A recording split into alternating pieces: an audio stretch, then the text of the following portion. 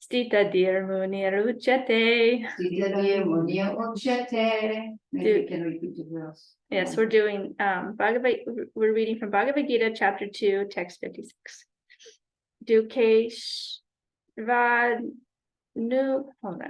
Dukeshvanud vigna manaha. Dukeshvanu vigna mana. Sukeshu vigata spriha. Sukeshu vigata spriyaha. Vitaraga bhaya krodha. Vitaraga bhaya krodha. Stita dir munir uchate. Stitadir munir uchate. Dukeshvanud vigna manaha. Dukeshvanu vigna mana. Sukeshu vigata spriha. Sukeshu vigata spriyaha. Vitaraga bhaya krodha. Vitaraga bhaya krodha.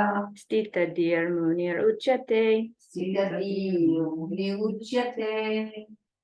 Dukeshvanu vigna mana. Dukeshva Manaha. Sukeshu vigata spriyaha. Sukeshu vigata sriha. Vitaraga bhaya krodha. Vitaraga bhaya krodha.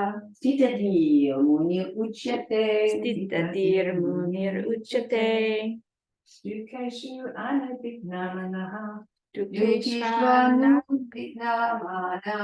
Sukeshu vigata spriyaha. Sukeshu vigata spriyaha. Vitaraga bhaya krodha. Vitaraga bhaya krodha. Stitadir munir uchate. Stita dir munir uchate.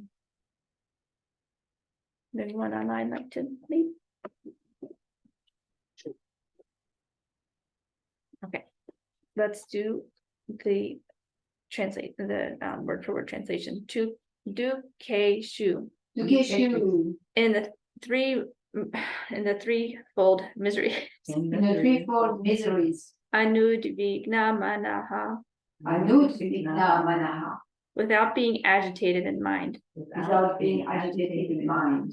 Sukeshu. Sukeshu. In happiness. In happiness. Vigata spriha. Vigata spriha.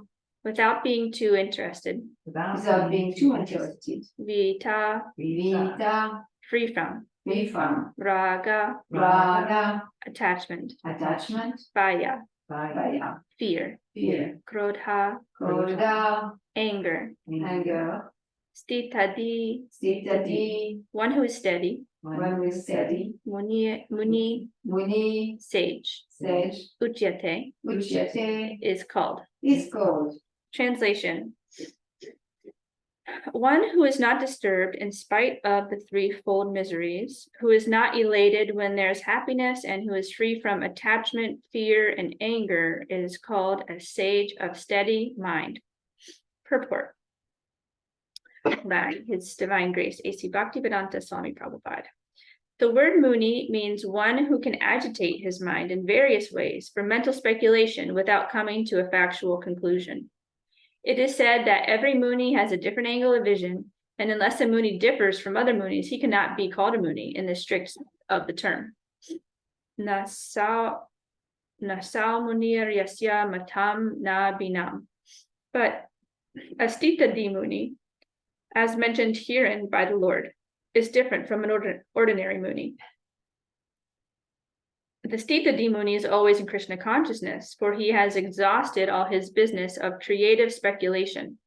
He has surpassed the stage of mental speculations and has come to the conclusion that Lord Sri Krishna, or Vasudeva, is everything. He is called a Muni fixed in mind.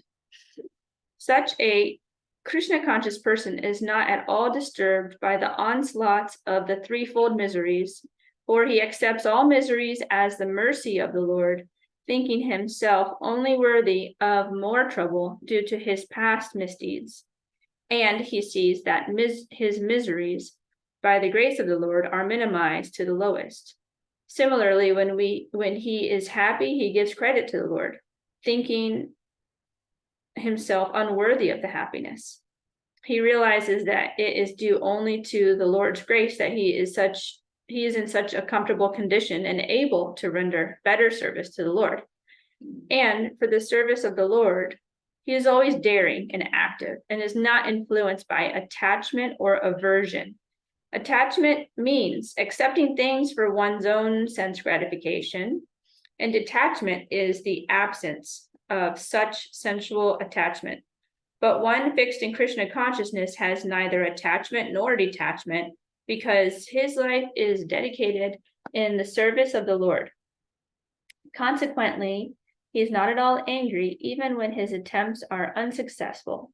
A Krishna conscious person is always steady in his determination. Okay, I'll open up to this next. Make sure I get it right. Om Jnana-timirandasya Yanandana Shalakaya Chakshurun Militam Yena Tasmai Shri Gurave Namaha Shri Chaitanya Mano Bhishtam Stapitam Yena Bhutale Swayam Rupa Kada Mayam Dadati Svapadantikam Andeham Shri Guru Shri Yuddha Parakamalam Shri Gurun Vaishnavamscha Shri Rupan Sagrajatam Sahagana Raghunathan Vitam Tam Sajivam Sadvaitam Savadutam Parijana Sahitam Krishna Chaitanya Deva Shri Radha Krishna Padan Sahagana Lalita Shri Vishnakan Vitamscha E Krishna Karuna Sindhu Dinabandhu Jagatpate Gopesha Gopika Kanta Radha Kanta Namostate Tapta Kanchana Gorangi Radhe Vrindavaneshwari Rishabhanu Sute Devi Pranamami Hari Priye Panchakalpatarubhyascha Kripa Sindhu Vyevacha Patitanan Pavanebhyo Vaishnavebhyo Namo Namaha Jai Shri Krishna Chaitanya Prabhu Nityananda Shri Advaita Gadadara Shivasadi Gaura Bhakta Vrinda Hare Krishna Krishna Krishna Hare Hare Hare Rama Rama Rama Hare Hare Nama Om Vishnu Padaya Krishna Prastaya Bhutale Srimati Bhakti Vedanta Swaminiti Namine Namaste Sarasvate Deve Gauravani Pracharine Nirvishesha Shunyavadi Pashtata Desha Tarine. Okay, so the verse reads, again, we'll read it. One who is not disturbed in spite of the threefold miseries, who is not elated when there is happiness, and who is free from attachment, fear, and anger is called a sage of steady mind. Hare Krishna. So I wanted to study about detachment. And I looked up the word detachment and I found this verse and I found some other things and brought some notes together, and happy to be with you and explore the process of detachment. Doesn't sound very appealing, does it? But there may be some freedom on the other side of detaching from things that are causing us suffering. So, okay, in the verse, Prabhupada is describing the attitude of the devotee, where so a fully Krishna conscious person is not at all disturbed by the onslaughts of the threefold miseries. He accepts all miseries as the mercy of the Lord, and he thinks of himself only worthy of more trouble due to his past misdeeds, and then any happiness that comes, any comfort that comes, he gives all the credit to Krishna. And his view is that this comfort and this happiness only helps him better serve Krishna. So he's got a completely different transcendental attitude when miseries come his way, which is what is happening in the material context. There are threefold miseries. The threefold miseries are miseries that come from the mind and body, like from self, miseries that come from other living entities, and then the miseries that come from like natural disturbances on the planet. And so those are always there, and we can't really control our lives and try to get the miseries to go away. They will just they will be there. And so there's something else we need to do. Like we do have some power in how we respond and how we perceive the miseries. And so Prabhupada in the purport is describing a new perspective, an alternative perspective, which is that, oh, these miseries, I deserve much worse than I deserve even more trouble than this, because of all of my past misdeeds. And then when the miseries are absent, or it's a relief, and it's due to Krishna's mercy. He's just, giving a moment of happiness, a time period has come where there's more comfort, there's more ability to do service to him. And so there's not really like the devotees taking credit for that. So it's a very submissive and Krishna conscious attitude, just like, oh, I deserve worse when things are going not the way I want. And then like if something's going well, it's not really, you're not saying, and I deserve this because of all the good things I did. That's not the devotional attitude. It's actually the credit, it all goes to Krishna when there's comfort and relief given from the threefold miseries. And they're always like rotating out in our lives, rotating times of happiness, times of distress. They're coming and going, and they begin and they end. And a devotee who's focused on Krishna is focused on something transcendental above the ups and downs of a material context. And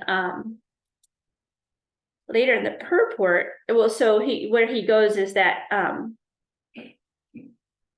when you are focused on Krishna and service to the Lord, the devotee is daring and active and not influenced by attachment or aversion. So attachment means accepting things for one's own gratification, and detachment is the absence of such sensual gratification. So in both those times, he said one's own sense gratification, and detachment is the absence of such sensual attachment.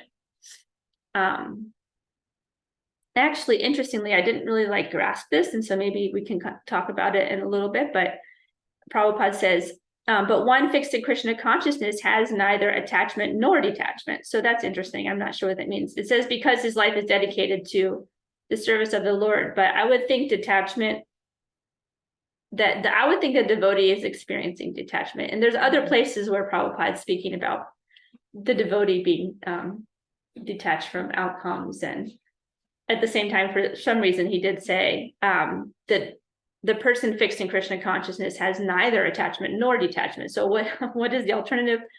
It's, I guess what it is really like attachment and detachment to material outcomes. So even detachment from matter is not Krishna conscious. I think that's where Prabhupada's coming from. Even if you're detached from anything going one way or another on the material platform, or having or not having, or doing or not doing, anything here that has to do with matter, that's not necessarily Krishna conscious.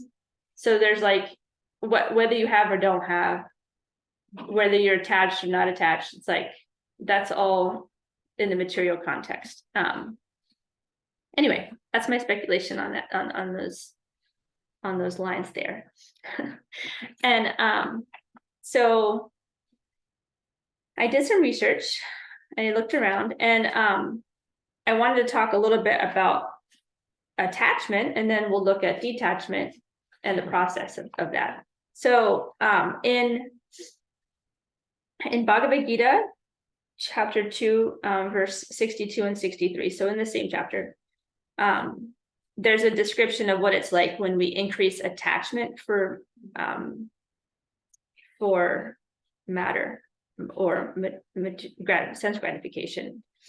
And so I just pulled out those two verses. So 62, while contemplating the objects of the senses, a person develops attachment for them.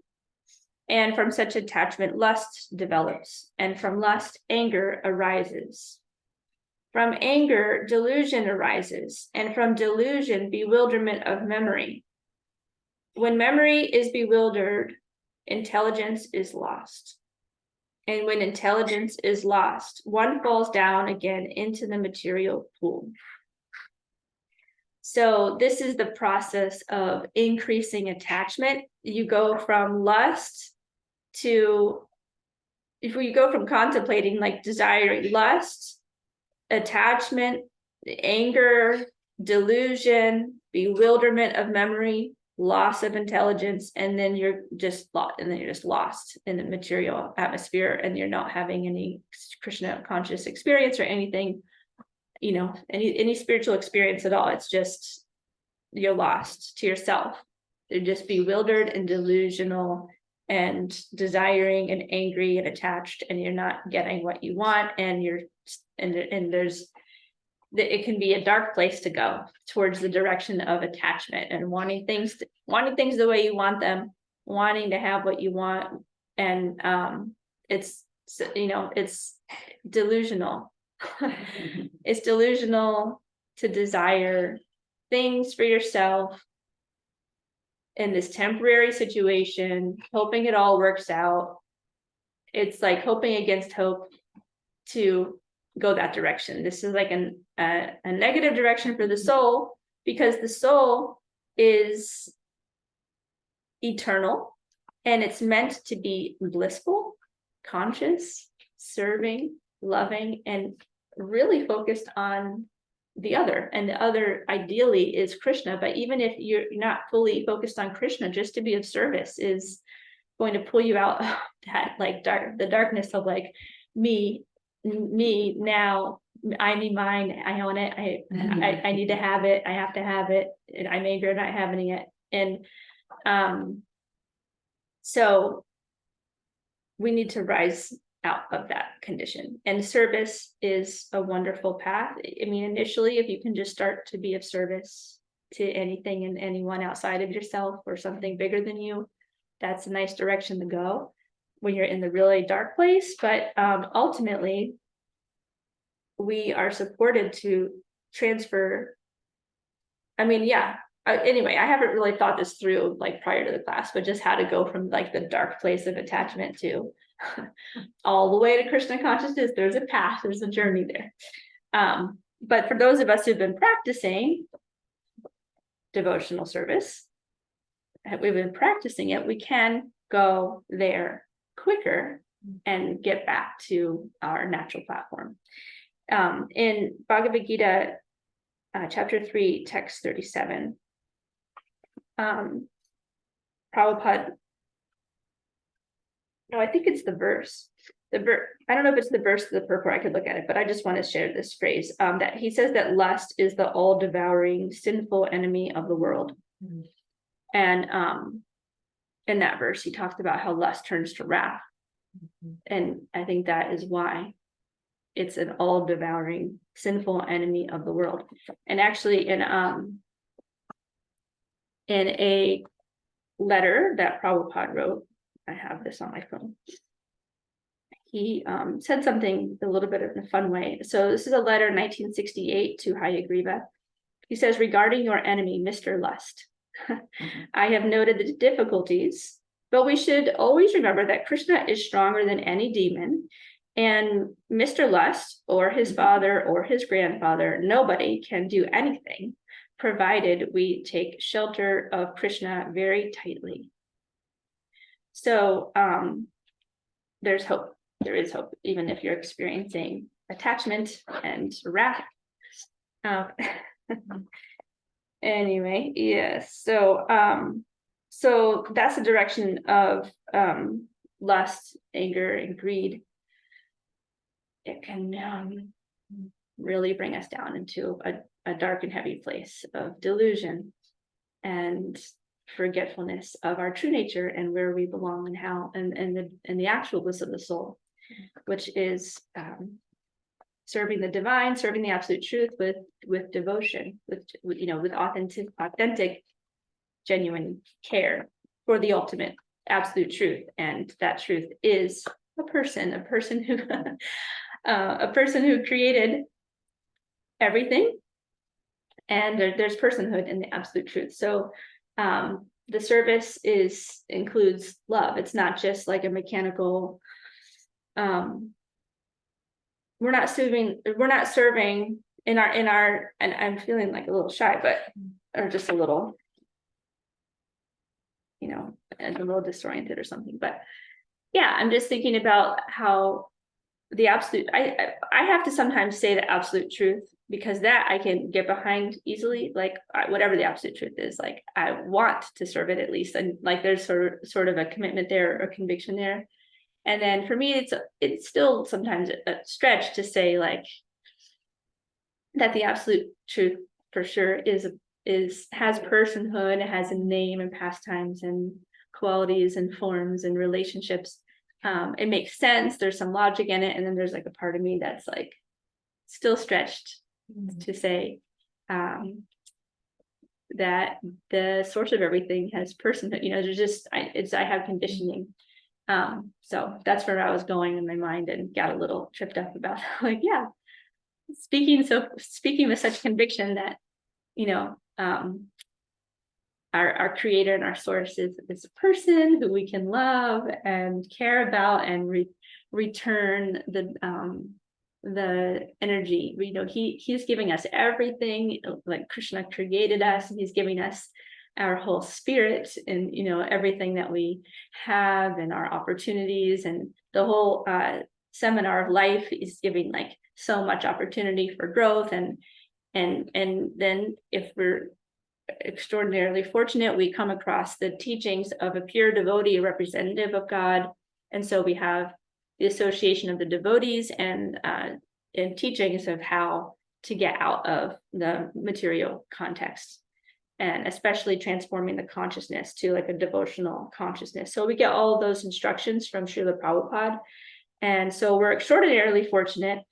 Krishna is giving us everything, absolutely everything. Krishna has given us everything, and so it's only natural to give a little energy back, not a little, but eventually all of our energy back to serve whatever his mission is, because he's completely good, and he's anyway. I don't know what to say about that, but yeah, why serve Krishna? We should really think about that. Okay, so back to detachment. I wanted to discuss this because I'm having like an extraordinary flare of attachment. I don't know if it was already there, or if I degraded myself to where I'm experiencing a lot of attachment and anger and frustration. Maybe I brought myself to that state for a temporary while, or some combination where it was already inside of me and coming to the surface, but I'm just like frustrated. And I need help. And I thought, let me just get into this. And also there is something intriguing about detaching. Like I do want it. I want to let go of what I'm attached to and leave the world at peace, like leave people, like, this has to do with my family. Basically, I'm, let the world be let people be where they're at, and let the world be where they're going to be. And I need to like reconnect to my soul, my page, just get on my page, clean up things on my page. So this is what this class is a little bit about, and hopefully it's of service to everyone, because it's the human context, with attachment, and it's difficult to let go. So we're all in it together. So let's talk about this. So I pulled out a few verses about what the detachment means and what it looks like, and so one verse, this is in the purport to Chaitanya Charitamrita Madhya Lila 20, chapter 20, verse 120. Prabhupada is saying in the purport, when one engages in the Lord's devotional service, he becomes detached from material enjoyment. Bhakti Pareshanubhavo Viraktir. So Prabhupada continues to say, this is the test by which one can tell whether he is advancing in devotional service. One must be detached from material enjoyment. Such detachment means that Maya has actually given the conditioned soul liberation from illusory enjoyment. So So I was just like making notes like along the side of my page, and I put me. So I have got a me verse, I, mine. So I pulled it out and then I realized those are like I, me, mine verses. So it's like this is like becoming detached from material enjoyment. Material enjoyment is just like me. What do I want? I matter.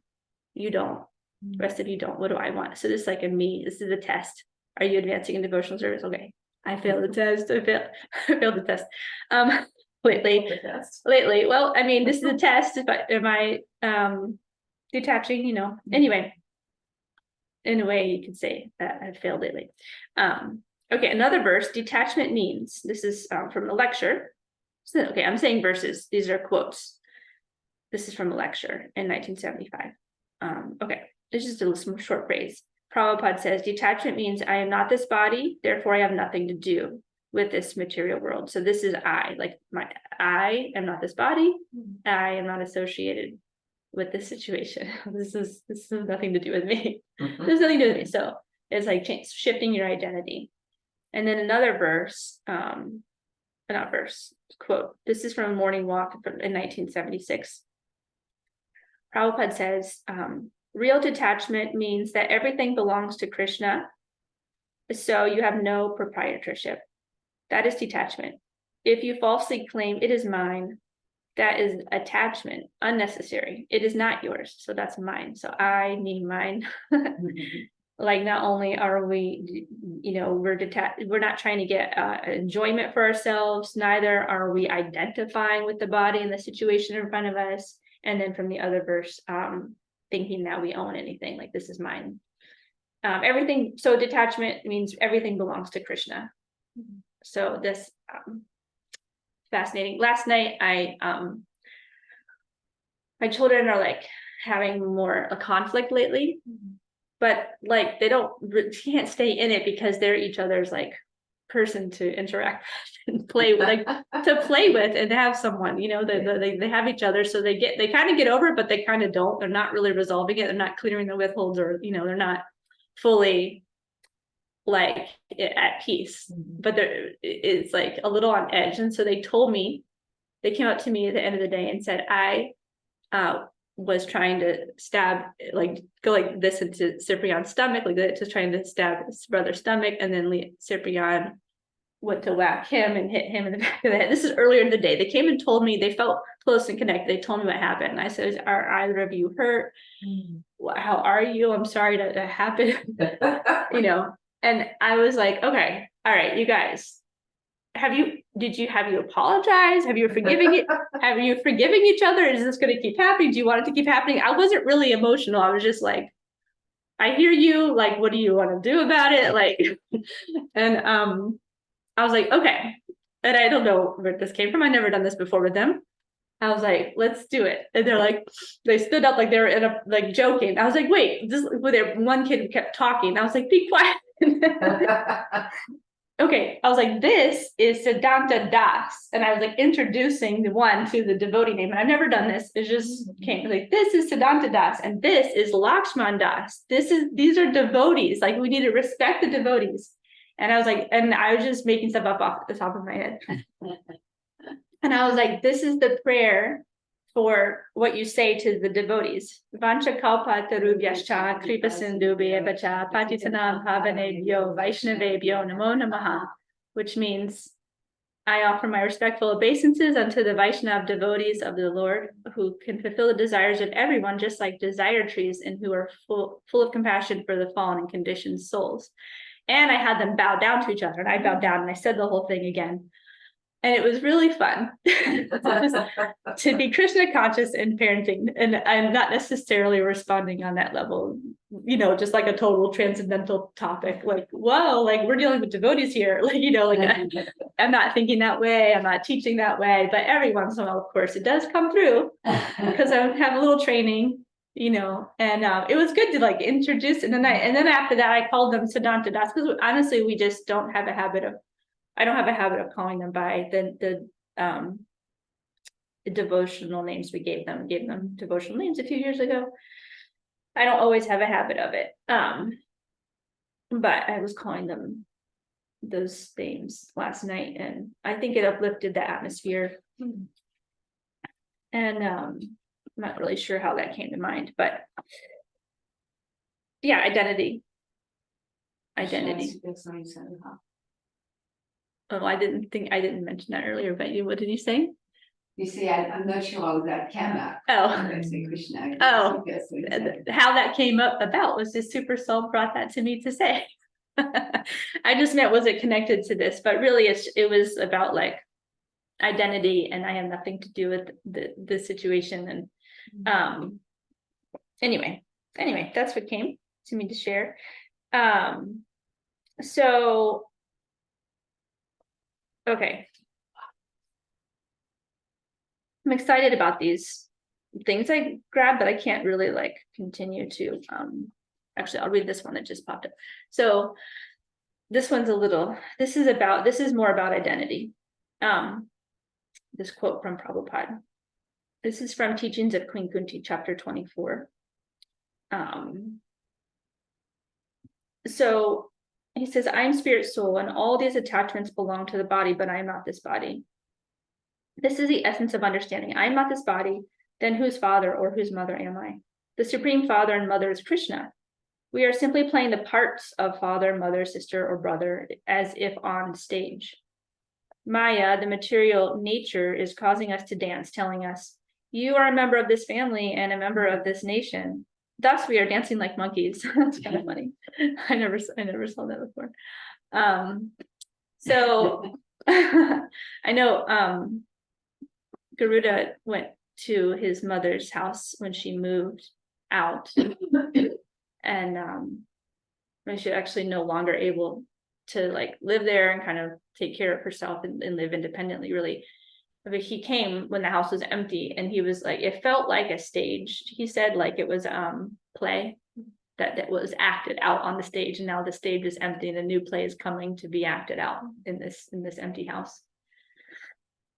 And sometimes I can see life like that, like, okay, we're just, sometimes I will joke with my kids, like if they step out of character, like let's say their character is angry and irritated and complaining, and all of a sudden they're happy. I'm like, do you remember? Like you're supposed to be angry, get back into character, and it's just to make light of the situation, because it's just like, oh wait, we're getting along. To go back to the play. Don't forget, you're in character. Don't get out of character. And they understand exactly what I'm saying, and they understand the joke of it. It's like, and honestly, I lately I just feel like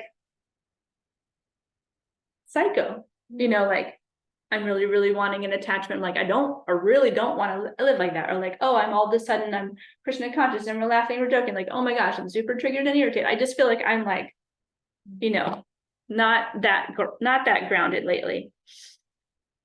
And apologizing, returning to my page, but something's happening right now where I'm just like really agitated, and my family is experiencing it, but they're okay.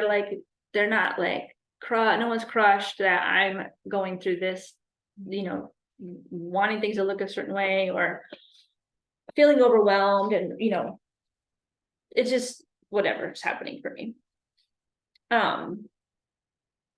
Still, I want to keep praying, chanting, and okay, so I'm going to get to this part where there's a solution. So some of the solutions that I have written, and I messed up my papers a little bit, but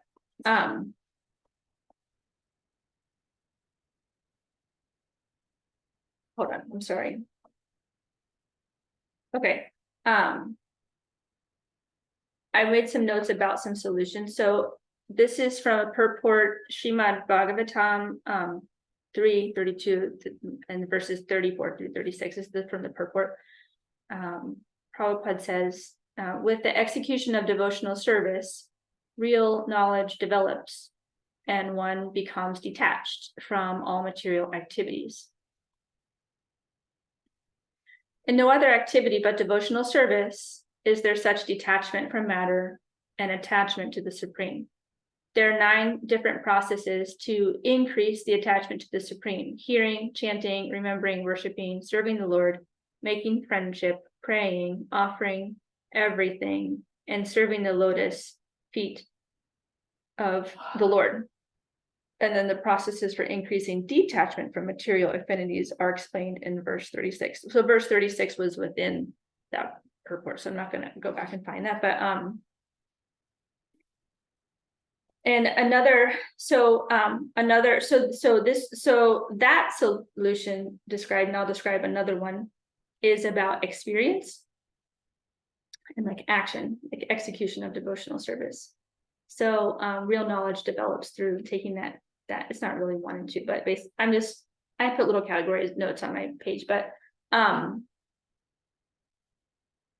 so with the execution of devotional service, real knowledge develops and one becomes detached from all material activities. So this is just like, let's say you're holding on to the thing that you want, and then you let it go and you go over and you pick up something else. And the thing that you pick up, a new attachment, something you're holding, is like japa or reading or serving the spiritual master, serving the devotee, something that has to do with serving Krishna. And we can do that, let go. I've been thinking about that when I was chanting this morning about the hands, like gripping, and like, how do you let go? That's one thing. How do you let go? I think it takes some surrender and leap of faith. And then that's one thing. But then there's going to the devotional activities and picking them up, and then just picking it up and going in that direction. And sometimes that's all that's needed to cultivate detachment, is just to just pick up the book or the beads and read or chant or do one of the 9 processes. These increase attachment for the Supreme. And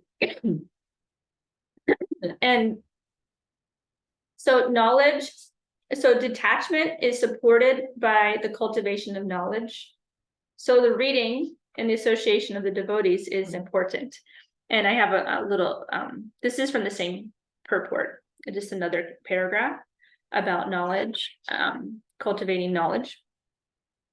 So Prabhupada says in the purport, if one actually understands one's constitutional position as an eternal servitor of the Supreme Lord, he becomes detached from the service of the material world.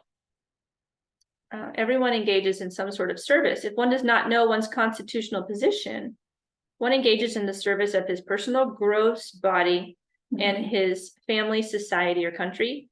But as soon as one is able to see his constitutional position, he becomes detached from this material service and engages in self and devotional service. So in order to see your actual constitutional position, you're going to need knowledge, authoritative knowledge brought to you from the representative of Krishna. So maybe someone can work on their own through meditation or prayer to understand their constitutional position, but actually an easier way is to get knowledge from the pure devotee.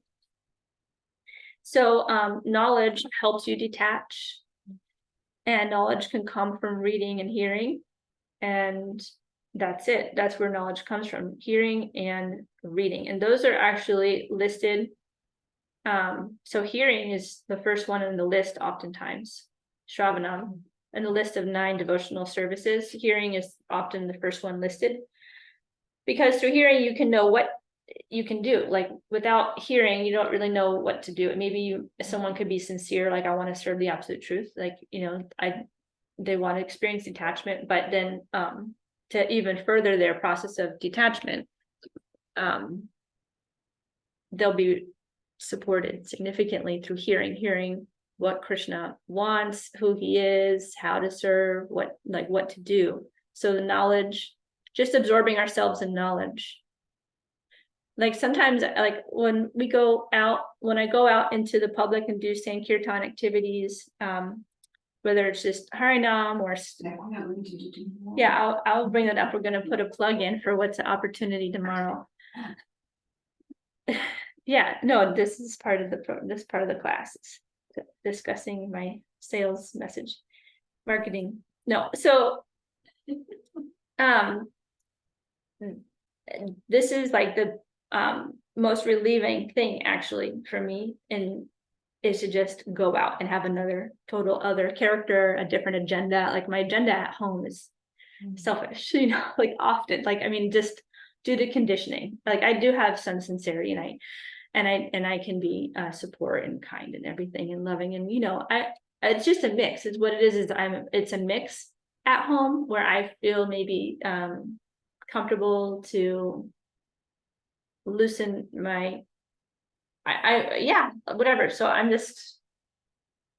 not my best self in the privacy of a home or on my own, but out in public on a mission, fully 100% for Prabhupada, thinking of Prabhupada and Lord Chaitanya, then I'm like have this whole other agenda, and it's like a extraordinary relief from the miseries caused by attachment that I'm experiencing, and the lust, anger, and greed that I'm experiencing elsewhere in life. And then I go out to the public and I feel like I'm a completely different person. And I know Garuda feels the same way, and that's why we say that it's one of the best things for marriage is just to go out and do devotional service together. Like you're just getting out of the whole entire identity and the vision of the partner. Like it's just really positive for us to just go out and do kirtan, like get out of the the challenges. So yeah, the grind, or just the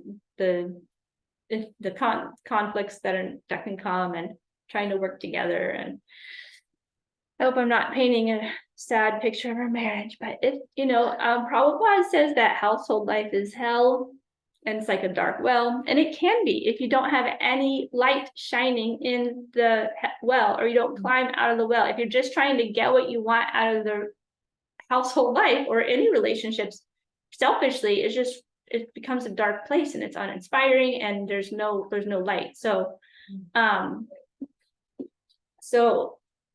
so plugging into the mission of the spiritual master is an extraordinary gift in the process of detachment. I think it definitely brings more joy. Of course, there's a little discomfort, but there's discomfort in the process of attachment, and like developing lust. It turns into attachment, anger, delusion, bewilderment of memory, and loss of intelligence, and then you're just falling into the material pool.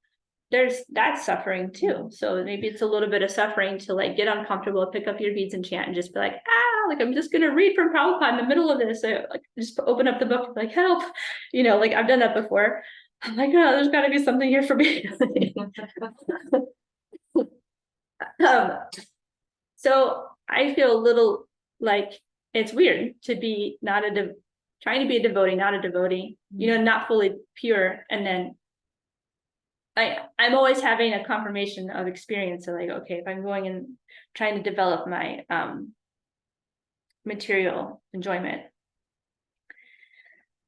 then there's evidence of the suffering going in that direction, and there's like a darkness to it.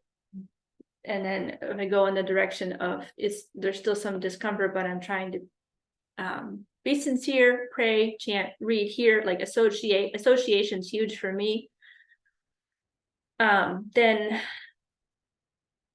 there's also a discomfort of detachment. Detachment can have a sensation or emotion of like pain or sadness, like when we lose something or we let go of something, there's like a grief. So there's some pain that goes with this too, but there's also light combined. It's like brighter, and there's light in this realm of letting go versus holding on. Recently I listened to a podcast episode with this man. I think his name is Joe Dispenza. I hope I'm not recommending anyone negative to go look up, but actually I think he's doing some positive things. He's not Krishna conscious or God conscious, but listen to him for like an hour and a half about transformation, his experience with transformation and change. And I experienced him as a real student of life, and like having some sincerity and like humility, like surprised at what he experienced. And he really worked with people for decades now at the realm of belief, the subconscious mind and belief and thought. And something he discovered he actually has like peer-reviewed articles, and he was scientific about it. He was scientific about transformation and about thought in the subconscious. And he actually works with different universities, and he works with different medical teams. He wants to work with doctors. He works with doctors about the connection between the mind and the body and healing. And anyway, what I got out of his talk was that we can greatly affect our future by the thoughts we think, including the manifestation in our body and the manifestation of our life. And he outlined in his podcast, and he has a book and it's free. It's like, you can do this on your own. You don't need to come to one of my events. Like, he really doesn't seem interested in like having a business or being like the star or whatever. He just seemed like, this is what I found. It's even uncomfortable for me to admit, because he was saying in the podcast interview that people would come to his events. He had an event once where 3 people were in wheelchairs and they all stood up out of their wheelchairs. Some people have hearing returned, and he was kind of shy about that. He's like, it's a little uncomfortable. Like, it was difficult for me to believe what I was seeing before my eyes, but it did happen. And so he's doing this research, and he's doing his experiments, and I get it as good. And what I liked about it, what I got while I was listening to him, I felt like Krishna was speaking to me. Everything he said and the way he said it, I felt really connected to it, the way he said it in his presentation. And I was chanting while listening, and I was walking, chanting and listening. And what I got was that you can envision, like, it's actually just as much as we can be held by our limiting beliefs, like the mind can attach to the limitations and beliefs that we created, but you can just as easily create a vision, and you can tell yourself that vision every day, and you can meditate on a vision for your life every day, and you can see yourself having accomplished that vision. And what I was doing while listening to him was like, I would love to see myself as a devotee. Like, not, I don't know, pure, but I was just thinking, I want to be like a devotee. I want to be patient. I want to develop the qualities of a devotee. So without analyzing what my vision was, I wanted to be a devotee. And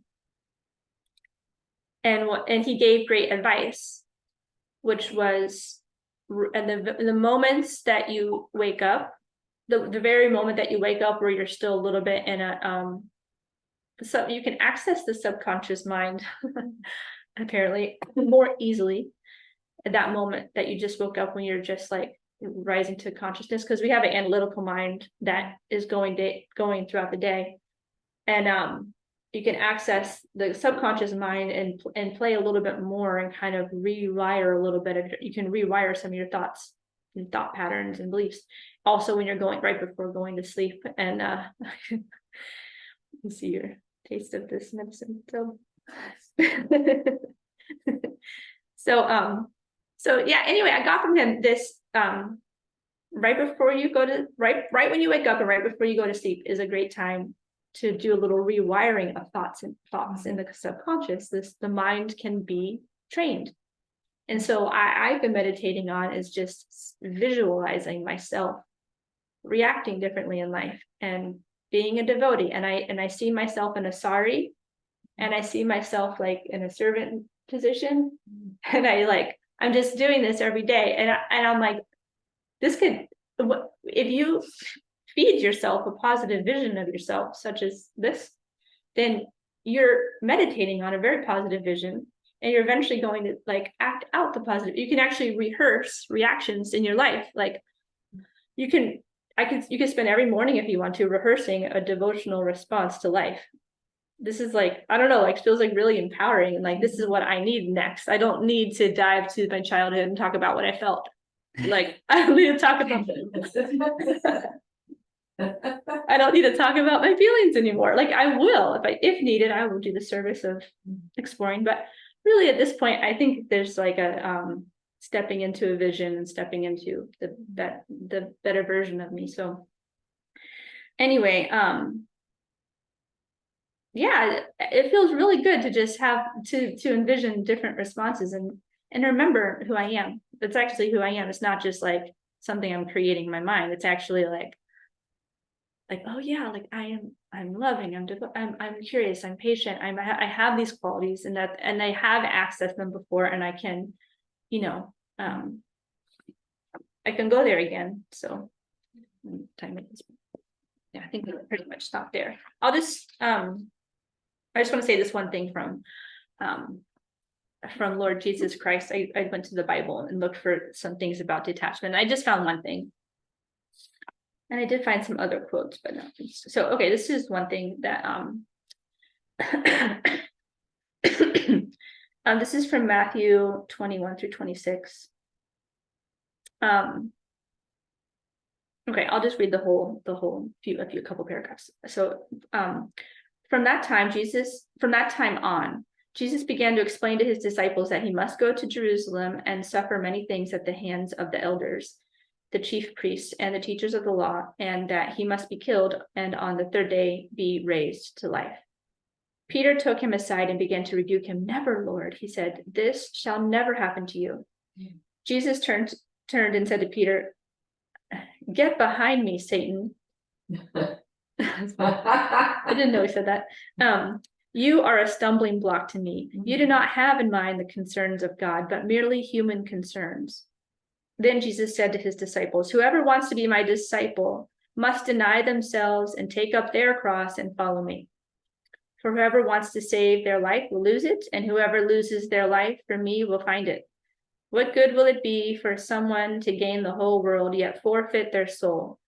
Or what can anyone give in exchange for their soul?" So,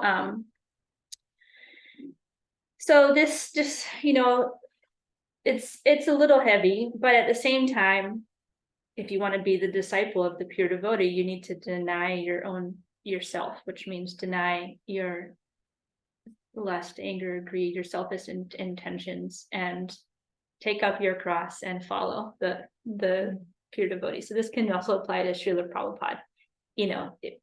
So what do you want? Do you want to be a disciple of Srila Prabhupada? So anyway, so denying yourself is a process. It's the process of detachment. And there's some fruitful,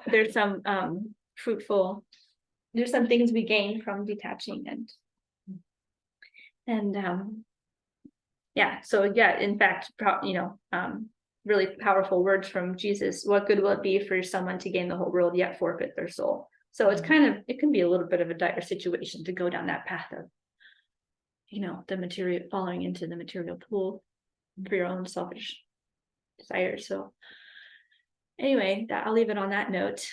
And thank you for the class, Hare Krishna. And the verse, I'll read the verse one more time. One who is not disturbed in spite of the threefold miseries, who is not elated when there's happiness, and who is free from attachment, fear, and anger, is called a sage of steady mind. Thank you. Would anyone like to respond with and share any comments or thoughts from the class? Damayanti, I'm gonna leave soon, but I will listen more so on my ride where I'm going. But I did want to say this was very timely for me because my mind is very agitated as well. And so it's nice to pick up the cross and to pick up the beads is what I'm thinking. And I just committed yesterday to do more walks in nature with japa and ask myself what I'm feeling. And so I feel like that's a simple process. And also I like your one of your solutions was to have a vision when you wake up in the morning, maybe even before I go to bed. Of like, what do I want?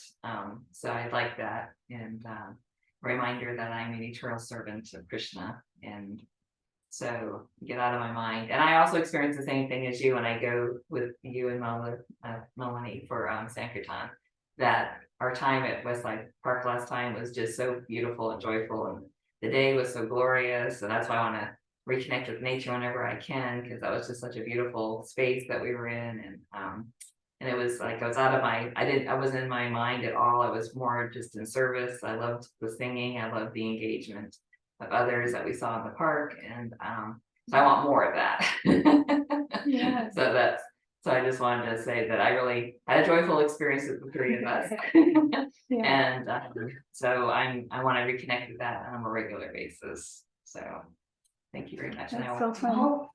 And tomorrow there's tomorrow opportunity. I'm not sure if I'm coming tomorrow, but yeah, I know there's an opportunity tomorrow. 3:30. Okay, at Thornbrook. Yeah. Yeah. 3:30 Thornbrook. I know that we have tea time trees from 1 to 3. I'm not sure if I'm gonna be in Norwich by then. That's why I don't know for sure. But if I am in Gainesville, then there's no excuse. Because you're literally minutes from my dad's house. Yeah. So yes, Oh. so I'll be more clear tomorrow what I'm doing. Okay. Yes, thank you. Thank you for sharing. Yeah, you're welcome. Yeah. And I'll Thank try you. online. Okay. I'm available. Thank you, Mother Anastasia. I'm very inspired by your sharing. Okay, so tomorrow is an opportunity to shred the false ego. It's an opportunity to shred the false ego. We're going to distribute books. Okay, so this is extra fun. At a festival, Thornbrook Village Fall Festival at 3:30 p.m. And Anastasia is leaving us. So anyone online like to share any thoughts or reflections?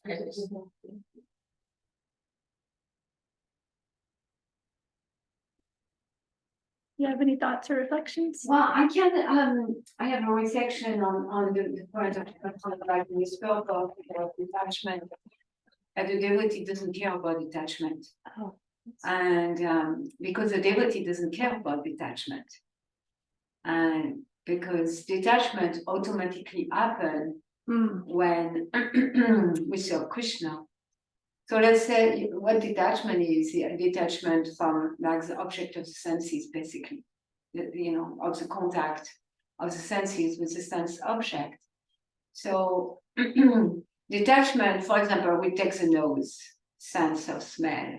Detachment will, oh, I don't smell anything. And if I don't want to smell anything that doesn't smell good. But a devotee is not like that. A devotee is like, I'm going to smell flower offered to Krishna. I'm going to smell incense offered to Krishna. I'm going to take, so there is no such a thing as detachment.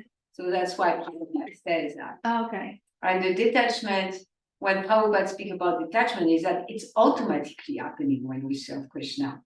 So if we want to see if we are making advancement in spiritual life, we can look, where our attachment. And if our attachment are for like hearing and chanting and all devotional service or not, but there is no separate endeavor in spiritual life. That's very helpful that you brought that to the class. It ties up, it brings it like, it's helping me complete the conversation. Yeah, because detachment can be very, very difficult. Like Krishna said to Arjuna, it's to control the wind, and to control the mind is more difficult than to control the wind.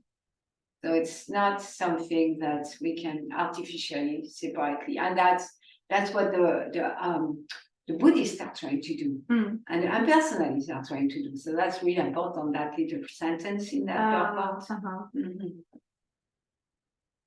think there is Dr. Devin want to say something. Okay. Dr. Devin, please. There. Yeah, I appreciate the reminder about family life and making it perfect, or even making it easier by engaging in devotional service together is the perfection of it, really. And without that, it's kind of like we're only in the struggles. And then there's all this personal work, this personal development that we're doing, right? And there's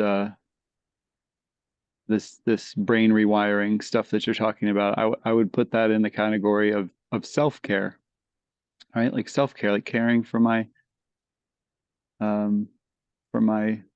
mind, and by caring for the organ that kind of where the mind manifests from the brain. It's like so I got to do some wiring stuff, right? Like very mechanical sounding.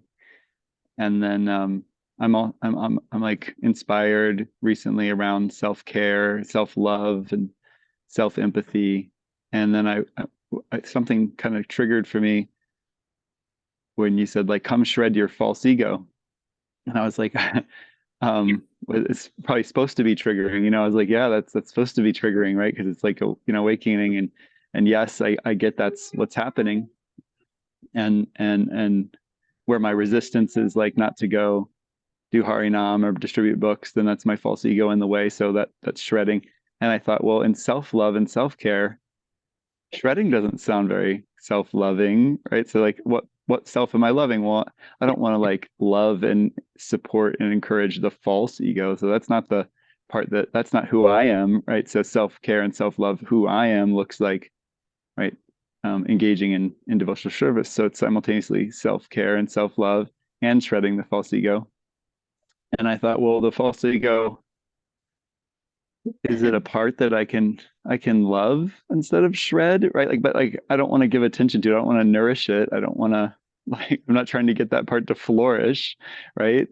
So but like what's the gentle self-love process for dealing with the false ego? And like, okay, if I'm doing self-love, so I'm just talking through these thoughts inspired by you, because I like how you talk through thoughts and get places and stuff. So then I've got this false ego part. Can I give it empathy and love and not be like encouraging it to flourish? I'm on the phone. Just give me a second.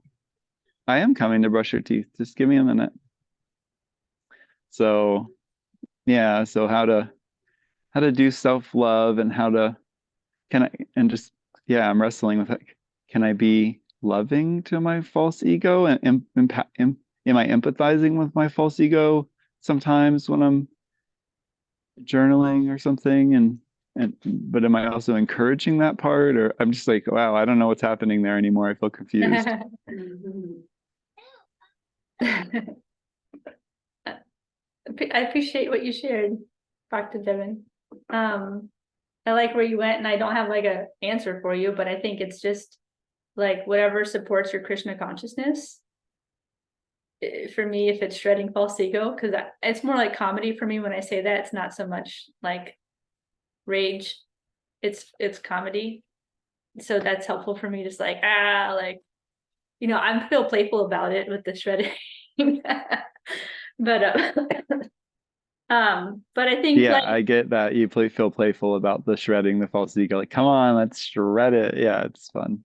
yeah, and the idea of you journaling a conversation between you and your false ego, and you saying, I hear you, and I have a limit with you. I have a boundary. Like I could see there being a loving conversation between you and false ego. Like I think, I can see that being productive. So I don't really have a, category to put it in. Like, oh no, you should be rough with yourself if it has to do with any conditioning, or I don't think that. But yeah. Anyway. But like, okay, so what I'm hearing is like, okay, yeah, but not encourage it. Like still be the master of the senses, right? So it's like my false ego isn't driving me. I have my false ego in like check, kind of. And part of that check is that I can empathize and go, yeah, you're really struggling, you're really frustrated, you really don't want to go on Sankirtan, right. And not being harsh and just demanding, but being a servant leader, king and queen over our senses, right? Which means compassion and also taking a stand. So the assertive and firmness there too. Yeah, I think that sounds good, like assertive energy. Yeah, I like that. And when you were talking, I was thinking about like weeding a garden. Like I don't want the weeds in my garden when I'm growing vegetables, but I say Hare Krishna when I pull them out. So like I'm, blessing the thing I don't want, but pulling it out, because I could have compassion for the weeds, but they're not, then they're counterproductive to like food, and we need food, and so that came to mind, that you can say Hare Krishna, and can be kind and loving and still take a stand for the things that are a disturbance. Any thoughts, Mother Melanie? I was thinking, like, I like Ralph David's point, like self-care. What is self-care? What is self-love? What self means? Are we feeding in the name of self-care and self-love? Are we feeding the false ego? Or in the name of self-care and self-love, are we diminishing false ego? And false ego means false identification. It's like identifying with what is not. So in a sense, if we feed something that is not, and it's going to just lead to more entanglement and illusion and illusion. I remember I had a mentor earlier in my spiritual life, and he was often saying, "Are you protecting your false ego?" Like sometimes we may be in a situation, and that's what we do. Like we make decisions, self-care decision, so-called self-care or self-love decision, that are there to protect the false ego or maintain it or come from it. So, and then in the second chapter of the Bhagavatam, he gives an analogy of the false ego is a nut. And we can, I can like tangibly know when I'm coming from false ego, because I can tangibly feel that nut. It's like a nut in the heart, a tightness, a nut in the heart. So then being aware of that, then we can, by hearing and chanting, then the nut in the heart like loosen. And when that loosen, it is really self-care, because that nut is really enduring the self and enduring the ability to really give and receive love, including to ourselves.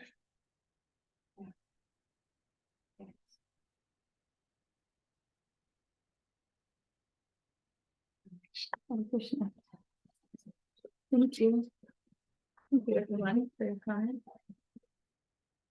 Anything else? Hi. To a child. Oh, Krishna Kirtan. Hi. Hare Krishna. Okay. Well, we will end our class. Bhagavad Gita ki jai. Srila Prabhupada ki jai. Hare Krishna. Hare Krishna. Hare Bol. Hare Krishna. Thanks for class, Damayanti. Hare Krishna. Nice to see you. Hare Krishna. Hare Krishna. Bye. Have a beautiful Krishna conscious day, everyone.